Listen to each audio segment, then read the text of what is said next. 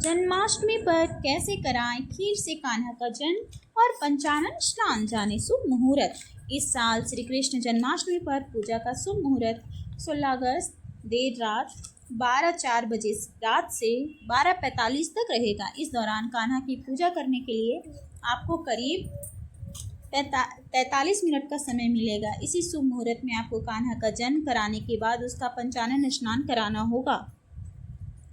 हिंदू धर्म में श्री कृष्ण जन्माष्टमी का पर्व बड़ी धूमधाम से मनाया जाता है। इस साल पर त्यौहार 16 अगस्त शनिवार यानी आज मनाया जाएगा। यह भगवान कृष्ण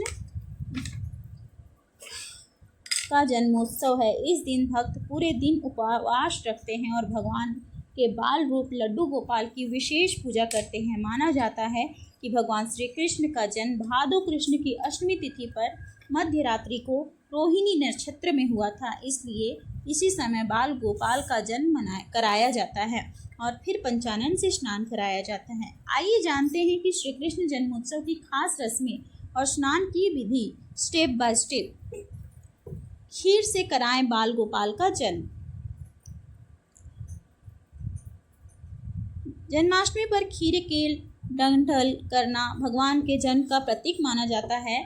जिस प्रकार बच्चे को गर्भनाल काटकर जन्म दिया जाता है, उसी प्रकार खीर का डंठल काटने को नाल छिंदन कहा जाता है। शुभ मुहूर्त से पहले डंठल वाले ताज़ा खीरे को पूजन स्थान पर रख दें। फिर शुभ मुहूर्त में सिक्के से खीरे का डंठल काटें और शंख बजाकर बाल गोपाल के आगमन की खुशी मनाएं। भगवान श्री कृष्ण के जयकारे लगाएं। इसके बाद विधिवत बाके बिहारी की पूजा करें। इस शुभ मुहूर्त में कराएं कान्हा का जन्म। इस साल श्री कृष्ण जन्माष्टमी पर पूजा का शुभ मुहूर्त 16 अगस्त को देर रात 12:04 से रात 12:45 तक रहेगा। इस दौरान कान्हा की पूजा कराने के लिए आपको करीब 43 मिनट का समय मिलेगा। इसी शुभ मुहूर्त में आपको कान्हा का जन्म कराने के बाद उसका पंचानन स्नान कराना है। जन्माष्टमी पर लड्डू गोपाल का पंचानन स्नान। स्टेप 1 बाल गोपाल की मालिश। सबसे पहले भगवान श्री कृष्ण की हल्के हाथों से उसकी नरम मालिश करें। मालिश के बाद उन्हें साफ और शुद्ध पानी से धीरे धीरे स्नान करा लें। दूसरा, चंदन लेप का अभिषेक। इसके बाद चंदन पाउडर में थोड़ा सा पानी मिलाकर एक सुगंधित लेप तैयार करें। इस लेप को भगवान के पूरे शरीर पर हल्के हल्के लगाएं। यह चरण भगवान की शीतलता और सौंदर्य प्रदान करने के लिए किया जाता है।